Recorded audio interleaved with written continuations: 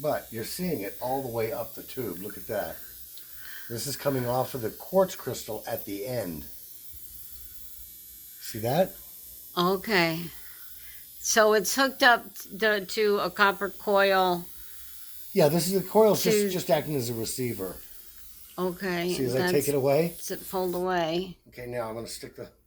Okay, go ahead. There we go. You can... Oh, okay. Okay, now, this has stopped making that humming sound. Okay? Why? Because the electricity It's stable. It's stable now. Okay? Now we can induce instability by... But again, it's stable. See that? Now, What happens if you went through the center of the coil? Wow, it just Do that really again. Do changed. that again.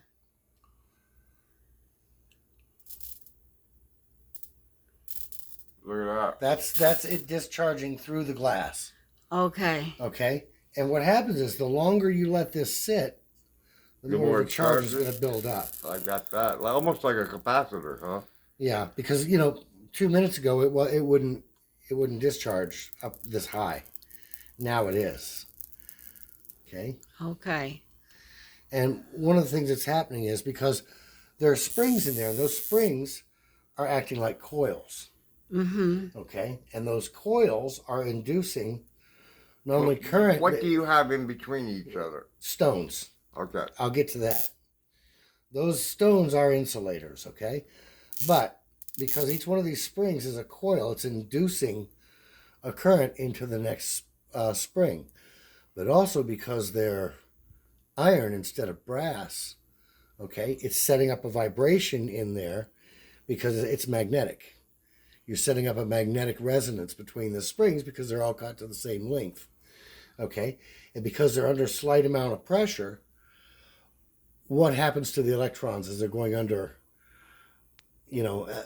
how does a magnet react to a spring that's under pressure? I don't know. It alters the flux field. They all line up. What happens if you touch the end now? The tip? It doesn't hurt, but you feel it. no, look, you can see it. You can see it. That's touching the end. Oh, yeah, right. And that's through, that's through quartz. Let me put my hand on it. It's not going to hurt you.